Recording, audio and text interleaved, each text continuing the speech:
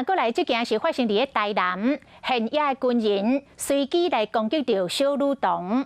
这个25岁宪兵，这个酒啉啉咧，看到一个骑铁马11岁小女童，竟然为头壳共站落去，小女童互站一个摔落拍伫头壳，惊甲叽叽叫，赶紧走转去。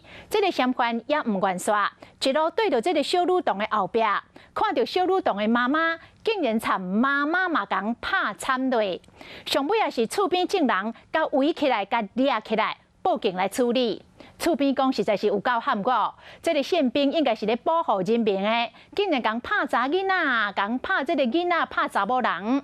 啊，法院认为相关真有可能会再犯，所以裁定甲收押。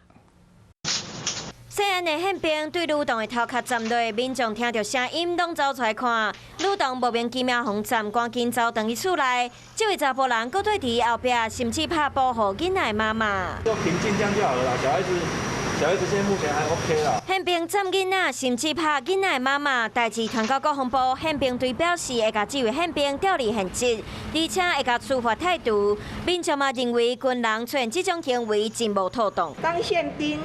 应该要是保护人民嘛，他怎么会做那种事呢？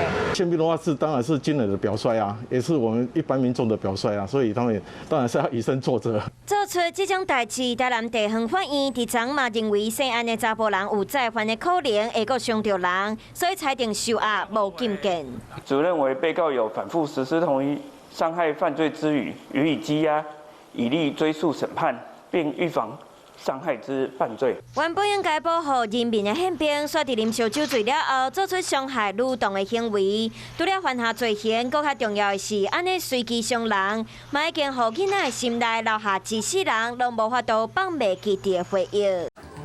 华视新闻看起来，赶快订阅我们的华视新闻 YouTube 频道，欢迎按赞、订阅、开启小铃铛，最新最及时的资讯要提供给你。